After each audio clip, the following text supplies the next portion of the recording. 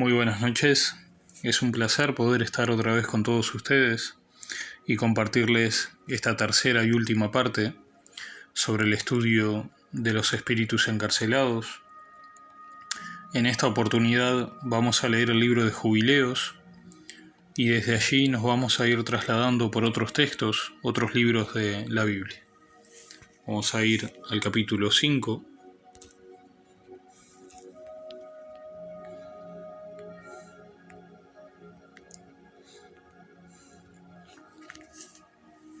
Y vamos a leer del 1 al 12. Cuando los hijos de los hombres comenzaron a multiplicarse sobre la faz de la tierra, y tuvieron hijas, vieron los ángeles del Eterno en un año de este jubileo, que eran hermosas de aspecto. Tomaron por mujeres a las que eligieron entre ellas, y les parieron hijos, que fueron los gigantes. Es muy llamativo notar que el escritor de Jubileos nos revela a secas y directamente la identidad de los hijos de Dios, llamándolos aquí ángeles del Señor. Vemos cómo el relato es similar a Enoc y Jazar. Continúa en el 2. Creció entonces la iniquidad sobre la tierra, y todos los mortales corrompieron su conducta, desde los hombres hasta los animales, bestias, aves y reptiles. Todos corrompieron su conducta y norma. Empezaron a devorarse mutuamente. Creció la iniquidad sobre la tierra, y los pensamientos conscientes de todos los hijos de los hombres eran malvados siempre. Miró entonces el Todopoderoso a la tierra, y he aquí que todo estaba corrompido, que todo mortal había desviado su norma, y que todos cuantos había en la tierra hacían mal ante sus ojos. Y dijo: destruiré al hombre y a todos los mortales sobre la faz de la tierra que creé. Solo Noé halló gracia ante los ojos del Eterno. Se enojó sobremanera con los ángeles que había enviado a la tierra, despojándolos de todo su poder, y nos ordenó atarlos en los abismos de la tierra, donde están presos y abandonados. Contra sus hijos emanó sentencia de herirlos con espada y hacerlos desaparecer debajo del cielo. Dijo: no permanecerá mi espíritu sobre los hombres eternamente, pues carne son. Sean sus días 120 años. Y envió entre ellos su espada para que se matasen unos a otros. Este comenzó a matar a aquel, hasta que todos cayeron por la espada y desaparecieron de la tierra a la vista de sus padres, quienes fueron encarcelados luego en los abismos de la tierra hasta el gran día del juicio, para que sea firme la sentencia contra todos los que corrompieron su conducta y sus acciones ante el Eterno. A todos los barrió de su lugar, y no quedó uno de ellos a quien no condenara por su maldad. Hizo para toda su obra una nueva y justa creación, para que no prevaricaran nunca y fueran justos, cada uno en su especie, por siempre.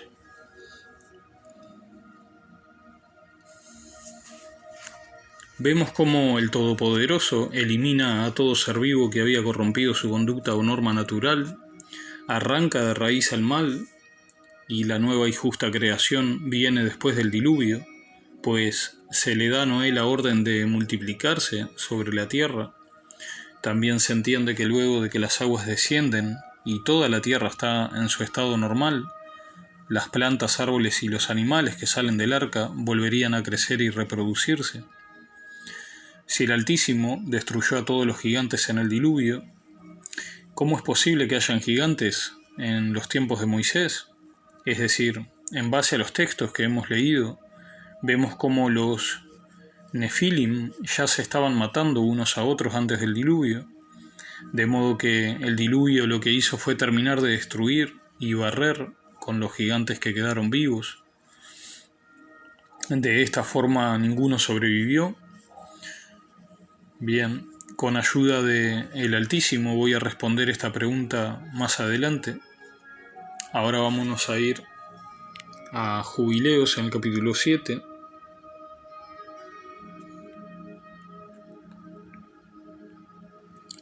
Vamos a leer desde el 20 al 27.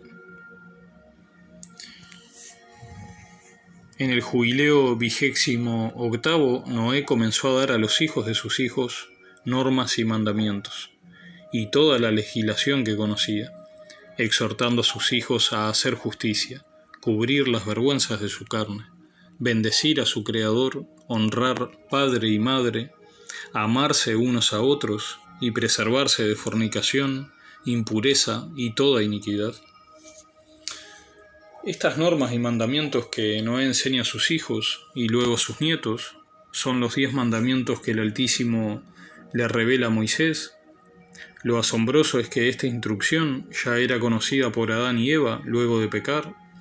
Ellos se la transmiten a su hijo Set, Set a Enós, Enós a Cainán, Cainán a Mahalael, Mahalael a Jared, Jared a Enoc, y así se va transmitiendo hasta llegar a Noé. Aquí podemos ver cómo, por ejemplo, está el mandamiento de honra a tu padre y a tu madre, y también allí amarse unos a otros es amarás a tu prójimo como a ti mismo, y allí vemos el de preservarse de fornicación, impureza y toda iniquidad. Se traduce como no cometerás adulterio, no robarás, no mentirás, no matarás y no codiciarás. Es impresionante. Y continúa desde el 21. Por estas 3 causas ha ocurrido el diluvio sobre la tierra: por la fornicación que cometieron los custodios con las hijas de los hombres, contra los que se les había ordenado. Tomaron por mujeres a cuantas cogieron entre ellas, cometiendo la primera impureza, y tuvieron hijos gigantes, todos ellos descomunales, que se devoraban unos a otros. Un titán mataba a un gigante mataba a un jayán, al género humano, y los hombres unos a otros. Todos pasaron a cometer iniquidad y derramar mucha sangre, llenándose la tierra de maldad. Luego pecaron con todas las bestias, aves, reptiles y sabandijas, derramándose mucha sangre sobre la tierra, pues el pensamiento y la voluntad de los hombres concebían error y maldad constantemente. Por la fornicación, impureza y todas las demás iniquidades vino el diluvio, es decir, que se transgredía abiertamente los mandamientos o normas del Creador, llegando de esta forma al colmo de la maldad. La palabra Hayán significa un ser humano muy fuerte y de gran estatura, y el titán es un gigante o nefilim, el cual ya vimos en la segunda parte de este estudio. La sabandija es un reptil o pequeño insecto. Y vamos a continuar desde el 25. El Todopoderoso destruyó todo de la faz de la tierra a causa de sus malas acciones y por la sangre derramada en ella. Y quedamos nosotros, mis hijos, yo y cuantos entraron con nosotros en el arca. Sabemos, en base a las Escrituras, que solo 8 personas se salvaron en el arca: Noé, su esposa, sus hijos y las mujeres de estos. El texto parece indicar que entraron más personas al arca, pero esto no es así. Se refiere a los animales. Quiero hacer una pequeña pausa aquí y compartirles un pasaje que está en Sabiduría, que es muy hermoso porque aquí también se muestra realmente cómo había gigantes.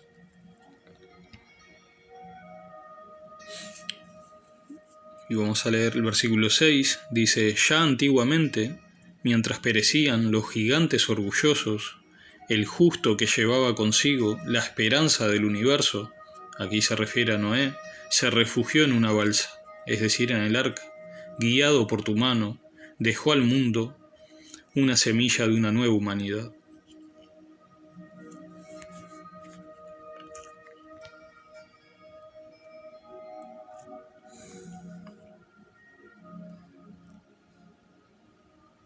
Vamos a continuar. Mas he aquí que veo ante mí vuestras acciones, que no os conducís justamente, pues habéis comenzado a seguir camino de corrupción, apartándoos uno del otro, teniendo celos mutuos, y que no vais a estar juntos, hijos míos, cada uno con su hermano. Veo que los demonios han comenzado a seduciros, a vosotros y a vuestros hijos, y temo por vosotros que tras mi muerte derraméis sangre humana en la tierra, y desaparezcáis también de su faz. Estos demonios que empiezan a seducir a los hijos y los nietos de Noé son los espíritus de los gigantes o Nefilim. En la segunda parte vimos cómo Enoc profetizó de que andarían por la tierra y causarían mucha destrucción. Noé percibe cómo estos espíritus malos empezarían a sembrar celos, envidia, rivalidades, dudas y todo tipo de malos deseos en ellos, es decir, en sus hijos y nietos, desviándolos de la verdad y amor al Creador. Por ello, en los siguientes versículos se ve a Noé cómo los advierte, los reprende y los exhorta a seguir la senda recta, los caminos de justicia en los cuales anduvo su bisabuelo Enoc, así como otros patriarcas. Y allí continúa, ¿verdad? No vamos a leerlo todo porque el texto se nos va a hacer largo, pero los invito a que lo revisen y terminen de leer el capítulo 7. Vamos a dejar brevemente, momentáneamente, el libro de Jubileos y vamos a revisar otros textos de las Escrituras en donde se menciona la diferente variedad de gigantes que habían, de razas. Vamos a leer 1 Samuel 17:4. Entonces de los ejércitos de los filisteos salió un campeón llamado Goliat, de Gat, cuya altura era de 6 codos y un palmo, es decir, 3 metros y poco. Y ahora 2 Samuel, capítulo 21, 16. Entonces Isbi-Benob, que era de los descendientes del gigante, y cuya lanza pesaba 300 siclos de bronce, es decir, casi 4 kilos, y que estaba ceñido con una espada nueva, trató de matar a David. Y 2 Samuel 21:20. Y hubo guerra otra vez en Gat, donde había un hombre de gran estatura, que tenía 6 dedos en cada mano, y 6 dedos en cada pie, 24 en total. Él también descendía del gigante. Y 1 Crónicas 24, sucedió después de esto que se suscitó guerra en Geser contra los filisteos. Entonces Sibecai Husatita mató a Sipai, uno de los descendientes de los gigantes, los cuales fueron dominados. También Deuteronomio 2, 9 al 11. El Todopoderoso me dijo: no molestes a Moab, ni trabes combate con ellos, porque no voy a darte posesión de su tierra. A los hijos de Lot les he dado Ar en propiedad. Y allí se menciona, entre paréntesis, hace tiempo esa tierra la habitaron los semitas, que eran gente grande y numerosa, y alta como los hijos de Anac. También ellos eran considerados gigantes, como los hijos de Anac, aunque los moabitas los llaman emitas. Y también Deuteronomio 2, 19 al 21. Y cuando llegues frente a los amonitas, no los molestes ni lo provoques, porque no te daré en posesión nada de la tierra de los amonitas, pues se la he dado a los hijos de Lot por heredad. Esta región es también conocida como la tierra de los gigantes, porque antiguamente habitaban gigantes en ella, a lo que los amonitas llaman somsomeos, pueblo grande, numeroso y alto como los anaseos, pero que el Altísimo destruyó delante de ellos, y los amonitas los desalojaron y se establecieron en su lugar. Bien, aquí podemos ver cómo los emitas y anaseos eran razas de gigantes. También a los somsomeos, la cual era otra raza de gigantes, se le conocía también como susitas. Es interesante ver que habían varios pueblos con descendencia de gigantes: emitas, susitas o somsomeos, anaseos y también los refaitas. Entre los refaitas, el gigante más conocido es Og, rey de Basán. Tenemos, por ejemplo, vamos a leer Josué 12:4, que dice: y el territorio de Og, rey de Basán, uno de los que quedaba de los refaitas, que habitaban en Astarot y en Edrei. y también Josué 13:12, todo el reino de Og en Basán, el cual reinaba en Astarot y en Edrei, pues solo él quedaba del remanente de los refaítas, porque Moisés los hirió y los desposeyó. Las escrituras mencionan, ¿sí?, que la cama de este gigante tenía dimensiones enormes. Menciona Deuteronomio 3:11, y dice, porque solo Og, rey de Basán, quedaba de los gigantes. Su cama era una cama de hierro, está en Rabá, de los hijos de Amón.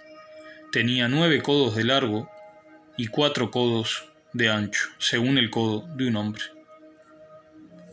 Es decir que más de 4 metros.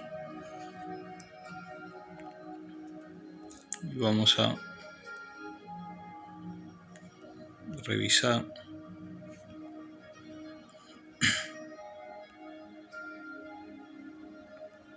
La pequeña imagen, la cama de hierro.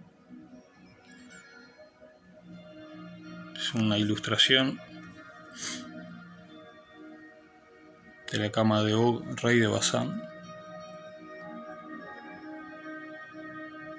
Y ahora vamos a revisar el libro de Yasser, en donde se relata la muerte de este gigante, de Og, rey de Basán.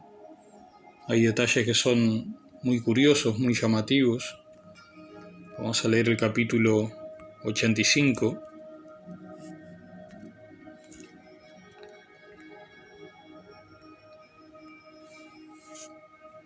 Vamos a leer del 21 al 27.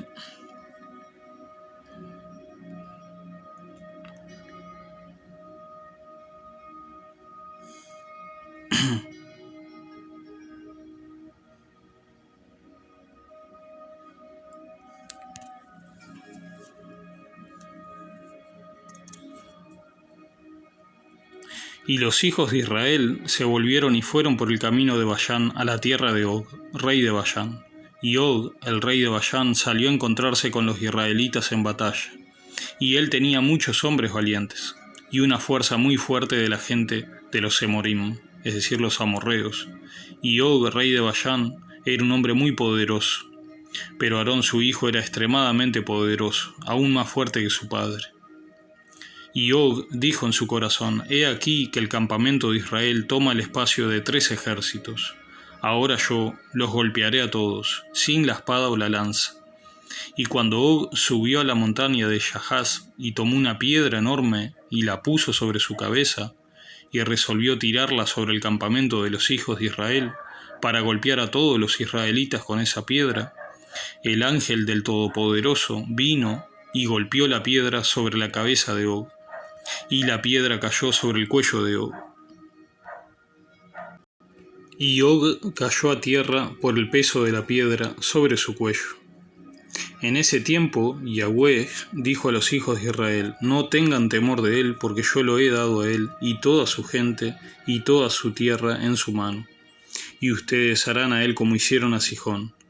Y Moisés descendió a él con un pequeño número de los hijos de Israel. Y Moisés, golpeó a Og con una caña en sus tobillos y lo mató.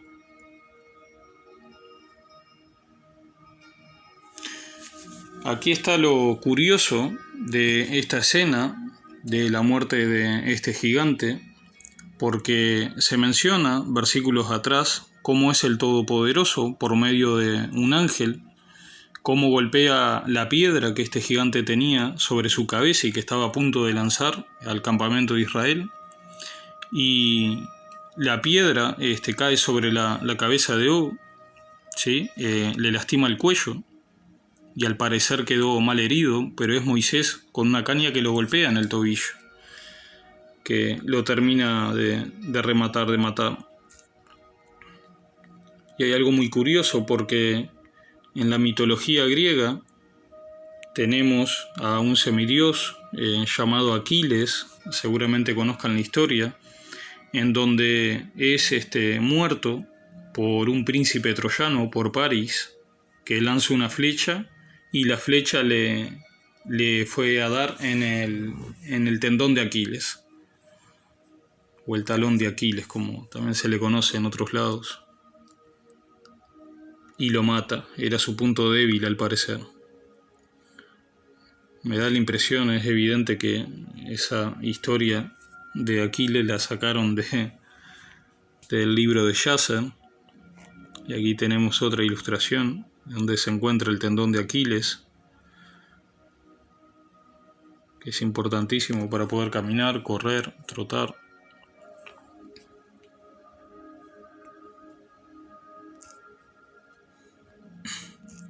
Y ahora vamos a leer el libro de Números,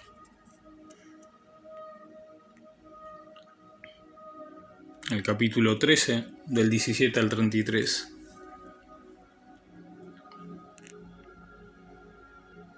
Dice: Cuando Moisés los envió a reconocer la tierra de Canaán, les dijo: suban allá al Negev, después suban a la región montañosa, vean cómo es la tierra y si la gente que habita en ella es fuerte o débil, si son pocos o muchos, y cómo es la tierra en que viven, si es buena o mala, y cómo son las ciudades en que habitan, si son como campamentos abiertos o con fortificaciones, y cómo es el terreno, si fértil o estéril. ¿Hay allí árboles o no? Procuren obtener algo del fruto de la tierra. Aquel tiempo era el tiempo de las primeras uvas maduras. Entonces ellos subieron y reconocieron la tierra desde el desierto de Sin hasta Rehob en Lebo Amat. Y subieron por el Negev y llegaron hasta Hebrón, donde estaban Aimán, Sesai y Talmai, los descendientes de Anac. Hebrón fue edificada 7 años antes que Zoán en Egipto. Y llegaron hasta el valle de Escol, y de allí cortaron un sarmiento con un solo racimo de uvas y lo llevaban en un palo entre 2 hombres, con alguna de las granadas y de los higos. A aquel lugar se le llamó Valle de Escol por razón del racimo que los israelitas cortaron allí. Escol significa del racimo. Es muy interesante ver los detalles. El racimo de uvas era tan grande que 2 hombres lo llevaban en un palo para que no les resulte tan pesado cargarlo. Y vamos a ver una pequeña imagen ilustrativa. Allí lo tenemos con los higos y las granadas también.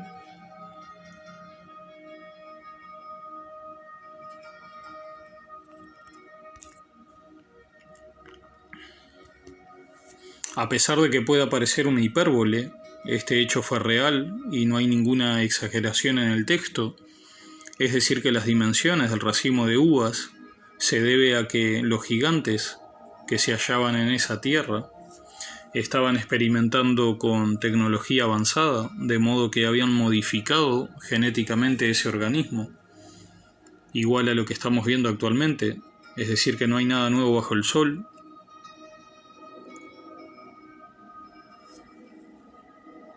Y ahora vamos a seguir leyendo.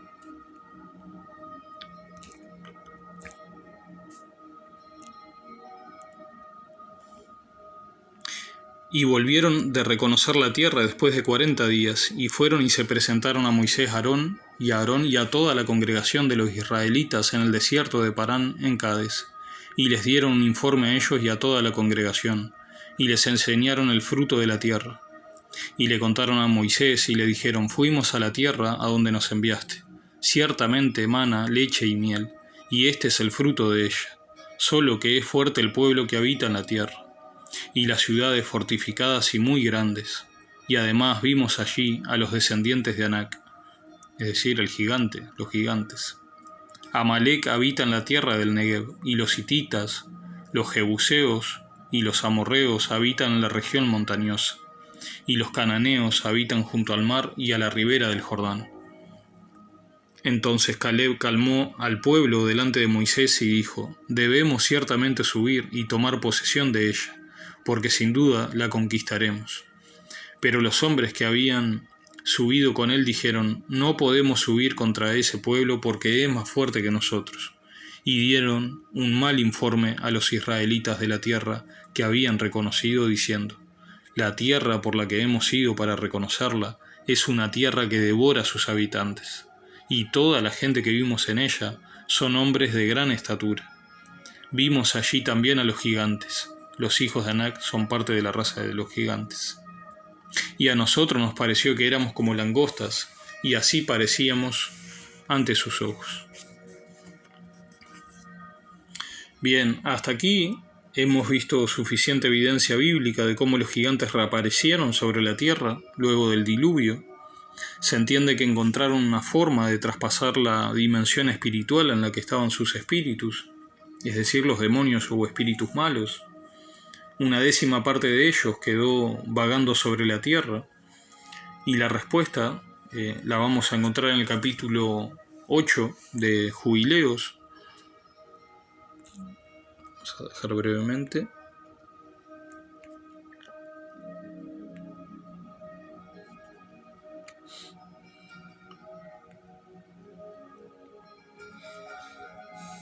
Antes de leer el capítulo 8, quiero mencionar que allí se menciona, ¿verdad?, a Cainán. Hubieron dos personas con este mismo nombre. El primer hombre con el nombre de Cainán aparece en Génesis 5, el cual era hijo de Enós, padre de Mahalael, y el otro Cainán aparece en la genealogía de Jesucristo en Lucas 3:36, el cual era hijo de Arfayad. Es de este Cainán, es decir, el hijo de Arfayad, de quien vamos a leer a continuación.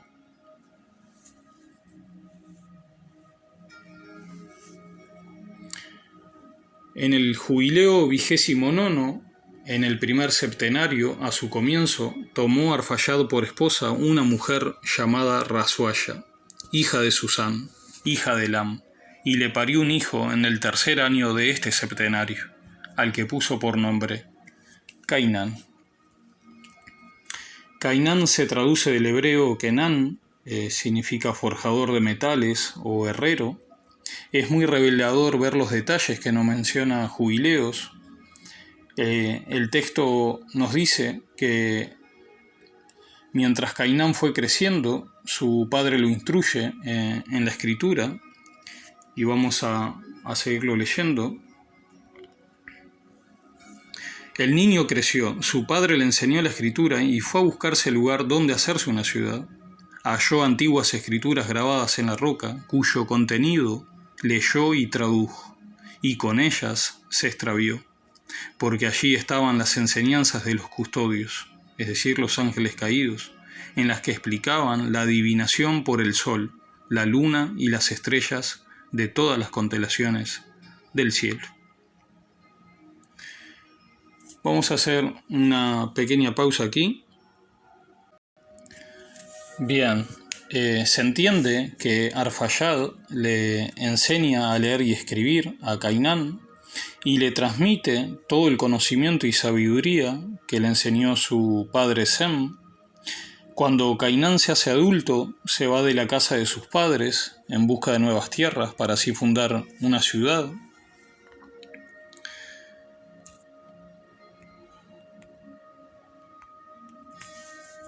Y es allí, en ese lugar al cual llega, en donde descubre antiguas escrituras grabadas en la roca.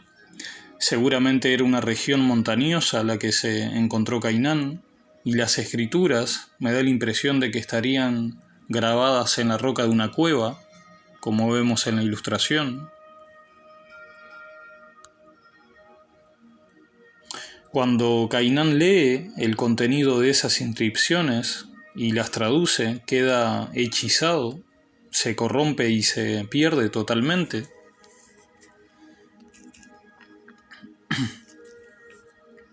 Piensen que en el versículo 4 dice, y lo escribió todas esas cosas que encontró y las tradujo, pero no habló de ello, pues temió mencionarlo a Noé, no se enojara con él por este motivo.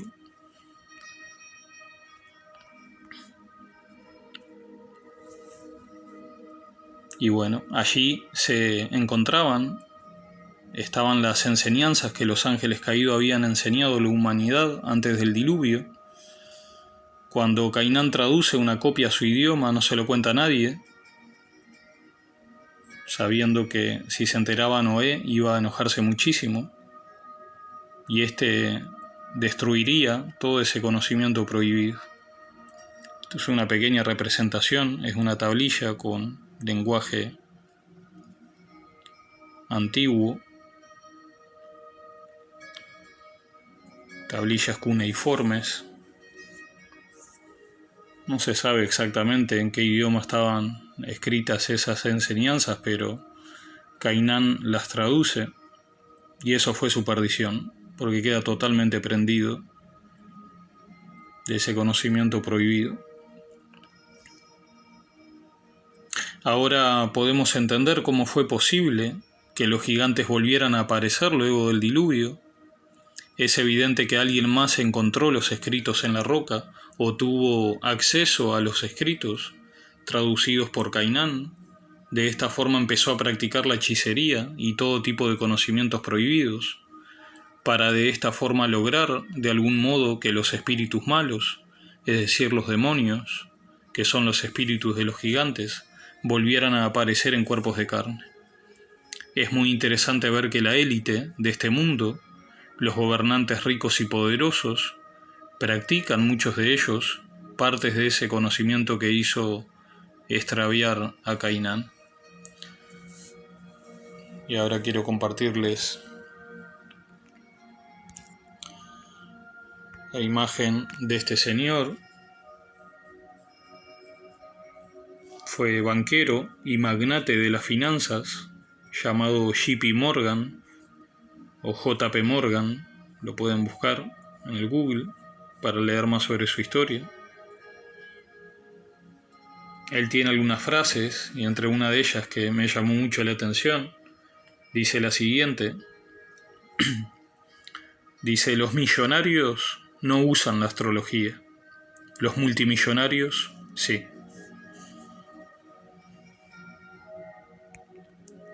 Bien. Y ahora vamos a leer el capítulo 10 de Jubileos.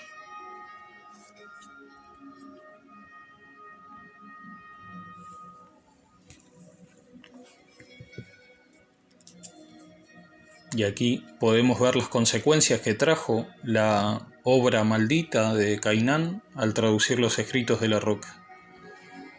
En el tercer septenario de este jubileo comenzaron los demonios impuros a seducir a los nietos de Noé, haciéndolos enloquecer y perderse. Se llegaron los hijos a su padre Noé y le hablaron de los demonios que seducían, extraviaban y mataban a sus nietos. Oró así a Noé ante el Señor su Dios: Dios de los espíritus, que estás en toda carne, que tuviste misericordia de mí, me salvaste con mis hijos de las aguas del diluvio, sin permitir que pereciera, como ocurrió con los hijos de perdición. Grande es tu compasión por mí y magnífica tu misericordia sobre mi persona. Elévese tu compasión sobre tus hijos. No tengan potestad sobre ellos los malos espíritus, para que no los extirpen de la tierra. Los hijos de perdición se refiere a los Nefilim. Vamos a continuar en el 4. Tú me has bendecido a mí y a mis hijos para que crezcamos, nos multipliquemos y llenemos la tierra. Tú sabes cómo obraron en mis días tus custodios, padres de estos espíritus. A estos espíritus que están ahora en vida, enciérralos también y sujétalos en lugar de suplicio. No destruyan a los hijos de tu siervo, Dios mío, pues son perversos y para destruir fueron creados. Los custodios son los ángeles caídos, padre de los demonios o espíritus malos. En su oración Noé le pide al Eterno que encierre también a estos demonios que andan sobre la tierra. Es interesante ver que Noé dice que estos espíritus malos son perversos y fueron creados para destruir. Quizás esto pueda parecerles extraño y no lo comprendan, pero hay que entender algo. El Altísimo es un juez justo, compasivo y misericordioso, de modo que nuestra lógica humana y entendimiento limitado no logra, en muchas ocasiones, comprender a cabalidad la sabiduría del Creador. Quiero leerles un pasaje que es de Isaías 55, 8 al 9, y dice: porque mis pensamientos no son los pensamientos de ustedes, ni sus caminos son mis caminos, declara Yahweh.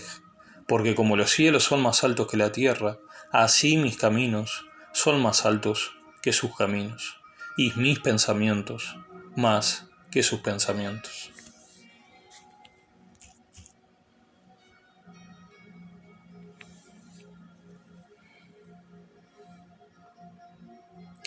Continúa en el 6. No tengan poder sobre el espíritu de los vivos, pues solo tú conoces su sentencia, y no tengan licencia contra los hijos de los justos, desde ahora para siempre. Entonces el Altísimo, nuestro Dios, nos ordenó apresar a todos, pero llegó Mastema, príncipe de los espíritus, y dijo. Mastema se traduce del hebreo y significa odio, hostilidad, enemistad o persecución. En fragmentos sadoquitas de los rollos de Qumrán se menciona que Mastema es un ángel de la catástrofe y padre de todos los ángeles. Padre de todos los males.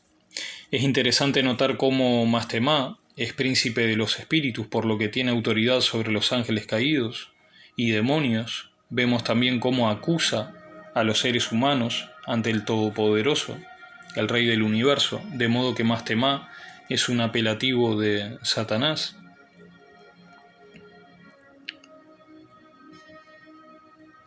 Vamos a continuar. Señor Creador, déjame alguno de ellos que me obedezcan y hagan cuanto les mande, pues si no me quedan algunos de ellos, no podré ejercer la autoridad que quiera en los hijos de los hombres, pues dignos son de destrucción y ruina a mi arbitrio, ya que es grande su maldad. Ordenó el Eterno entonces que quedara con Mastema una 10ª parte y que las otras 9 descendieran al lugar de suplicio. A uno de nosotros dijo que enseñáramos a Noé toda su medicina, pues sabía que no se conducirían rectamente ni procurarían justicia. Obramos según su palabra. A todos los malos que hacían daño los encarcelamos en el lugar de suplicio, pero dejamos a una 10ª parte para que sirvieran a Satanás sobre la tierra. Los arcángeles, Miguel, Gabriel, Rafael y Zariel, apresan a los demonios que hacían más daño en el abismo, pero dejan sueltos una 10ª parte para que sirvan a Satanás sobre la tierra. Y vamos a continuar en el 12. Y comunicamos a Noé los remedios de las enfermedades, juntamente con sus engaños, para que curase con las plantas de la tierra. Noé escribió todo como se lo enseñamos en un libro, con todas las clases de medicina, y los malos espíritus quedaron sin acceso a los hijos de Noé. Este dio todo lo que había escrito a su hijo mayor Sem, pues lo amaba más que a todos sus hijos. Finalmente, el Todopoderoso, por medio de los arcángeles, le enseña a Noé los remedios para las enfermedades. Noé escribe todo en un libro y se lo transmite a su hijo Sem. Es muy asombroso y llamativo notar que parte de ese conocimiento sobre medicina natural, es decir, curar con las propiedades de las plantas, ha sobrevivido hasta nuestros días. Como ejemplo tenemos a las tribus de aborígenes naturales por todo el mundo, que practican estos métodos naturales para las enfermedades, así como también el uso de plantas en la medicina tradicional china.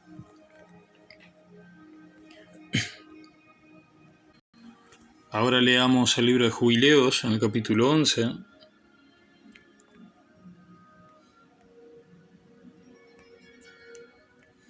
Vamos a leer desde el 1 al 8. En el jubileo 35º, en el tercer septenario, en el primer año, Reú tomó una mujer de nombre Ora, hija de Ur, hijo de Kesed, que le parió un hijo al que llamó Sarú, en el 7º año de este septenario, de este jubileo.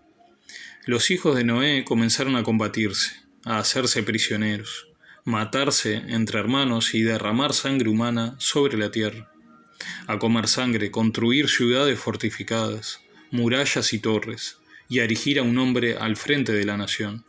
Instituyeron así la primera monarquía y promovieron la guerra de una nación contra otra, de pueblos contra pueblos y de ciudad contra ciudad. Todos hacían mal, poseían armas y enseñaban a sus hijos la guerra. Comenzaron a someter ciudades y comerciar con esclavos. Aquí se cumplen las palabras de Noé cuando les advierte a sus hijos y nietos lo que les sucedería si se apartaban de la verdad y los caminos de justicia. Es muy interesante ver cómo con ellos, los hijos y nietos de Noé, empiezan las guerras. Es muy triste, ¿sí? También la esclavitud. Y bueno, y que se mataron entre hermanos. También entre ellos tiene origen la primer monarquía, que es una forma de gobierno, cargo o poder que se accede por derecho y de forma hereditaria. Por tanto, el poder lo tiene una sola persona, es decir, un rey o monarca. Continúa en el 3. Ur, hijo de Kesed, construyó Ur de los Caldios, a la que dio su nombre y el de su padre. Ur fue una antigua ciudad, de allí de Mesopotamia. También se le llama Ur Kasdim, que significa Ur de los Caldios. ¿Sí? Y bueno, esa zona es más precisamente lo que conocemos hoy como el país de Irak. Allí se encontraba Ur. También allí en Ur de los Caldios nace Abraham. Y vamos a continuar en el 4. Se fabricaron estatuas de fundición y adoraba cada uno a sus ídolos metálicos. Comenzaron a hacer esculturas e imágenes impuras, y los malos espíritus los ayudaban, induciéndoles a cometer pecado e impureza. El príncipe Mastema se esforzaba en hacer todo esto, es decir, Satanás, y enviaba a los otros espíritus que habían sido puestos bajo su mano para cometer toda clase de extravío, pecado e iniquidad, destruir, arruinar y derramar sangre sobre la tierra. Aquí vemos a Satanás y sus aliados causando estragos. Esto me recuerda al libro de Juan, en el capítulo 10, donde allí Jesucristo dijo: el ladrón no viene sino para hurtar, matar y destruir. Yo he venido para que tengan vida y para que la tengan en abundancia.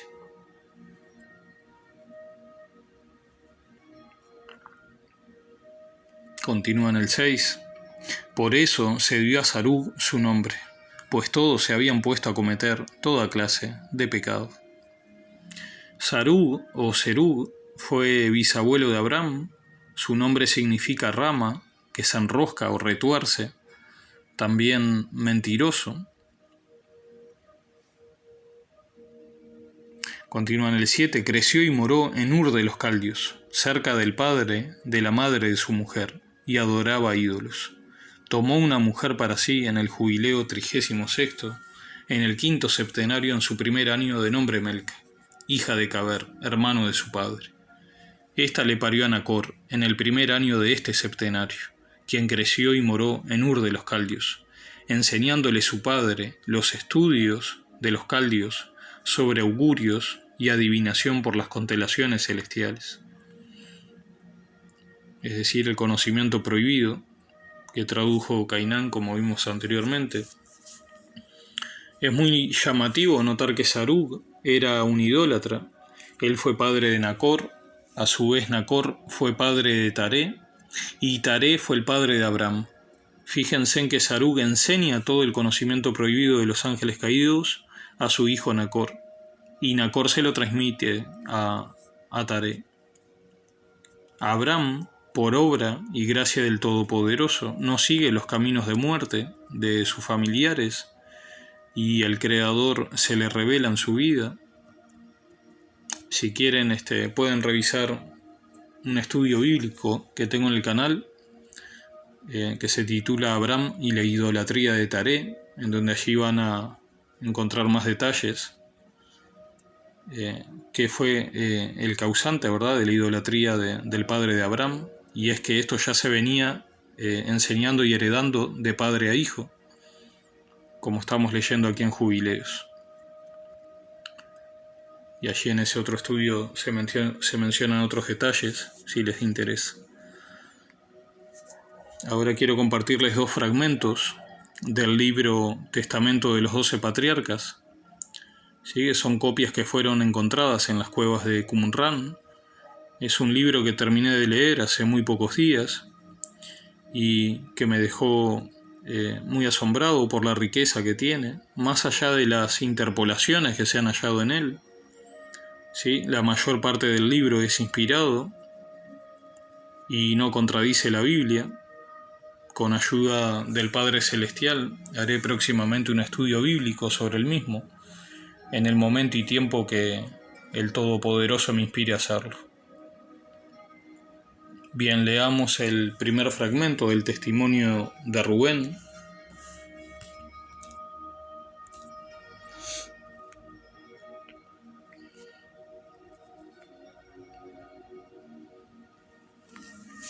En donde nos habla de cómo el maquillaje y la sensualidad en las mujeres fue lo que sedujo a los caídos, también de cómo los ángeles cambiaron sus formas celestiales hacia lo terrenal, transformándose en hombres. Y dice: perversas son las mujeres, hijos míos, como no tienen poder o fuerza sobre el hombre, lo engañan con el artificio de su belleza para arrastrarlos hacia ellas. Al que no pueden seducir con su apariencia, lo subyugan por el engaño. Sobre ellas me habló también el ángel del Eterno, y me enseñó que las mujeres son vencidas por el espíritu de la lujuria más que el hombre. Y este espíritu de la lujuria es Asmodeo, un demonio, como se menciona en el libro de Tobías, y continúa: contra él urden maquinaciones en su corazón, y con los adornos lo extravían, comenzando por sus mentes. Con la mirada siembran el veneno y luego lo esclavizan con la acción. Una mujer no puede vencer por la fuerza a un hombre, sino que lo engaña con artes de meretriz. Huid, pues, de la fornicación, hijos míos, y ordenad a vuestras mujeres e hijas que no adornen sus cabezas y rostros, porque a toda mujer que usa de engaños de esta índole le está reservado un castigo eterno. De este modo sedujeron a los vigilantes antes del diluvio. Como las estaban viendo tan continuamente, se encendieron en deseos por ellas y concibieron el acto ya en sus mentes. Se metamorfosearon en hombres y se aparecieron a ellas cuando estaban con sus maridos. Las mujeres sintieron interiormente atracción hacia tales imágenes y engendraron gigantes. Los vigilantes, en efecto, se les aparecieron con un tamaño que llegaba hasta el cielo, seguramente para seducirlas también.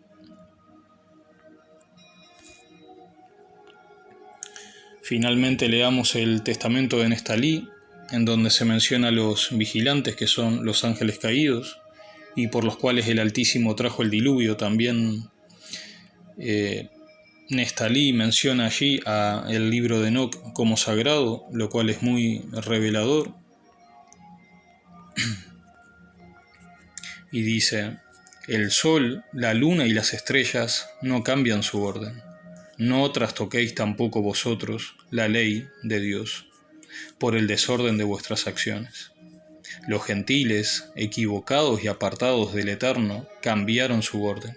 Fueron tras piedras y leños, siguiendo a los espíritus del error, es decir, cometiendo idolatría. No seáis así vosotros, hijos míos, sino reconoced en el firmamento, en la tierra y el mar y en todas sus obras, al Todopoderoso que todo lo creó, para que no seáis como Sodoma, que trastocó el orden de su naturaleza. Igualmente cambiaron el orden de su naturaleza los vigilantes, a quienes condenó el Altísimo a la maldición del diluvio, por cuya culpa dejó la tierra desierta, sin frutos ni asentamientos humanos. Os digo esto, hijos míos, porque he leído en el sagrado libro de Enoc que también vosotros os apartaréis del Eterno, caminando por las maldades de los gentiles y cometiendo todas las impiedades de Sodoma. El Todopoderoso traerá sobre vosotros la esclavitud, y serviréis allí a vuestros enemigos. Os veréis abrumados por toda clase de daños y tribulaciones, hasta que el Eterno os aniquile a todos. Pero después que os haya disminuido y reducido a la insignificancia, os convertiréis y reconoceréis al Eterno vuestro Dios. Él os hará volver a vuestra tierra, según la abundancia de su misericordia. Pero ocurrirá que cuando tornen a la tierra de sus padres, volverán a olvidarse del Altísimo y actuarán impíamente. el Eterno los dispersará sobre la faz de la tierra hasta que venga su misericordia. Es decir, hasta que envíe a Jesucristo. Bien, aquí finaliza este estudio y les quiero dar las gracias por su tiempo y al Todopoderoso y a nuestro Señor y Salvador Jesucristo por haberme permitido compartirles su palabra. Amén y bendiciones.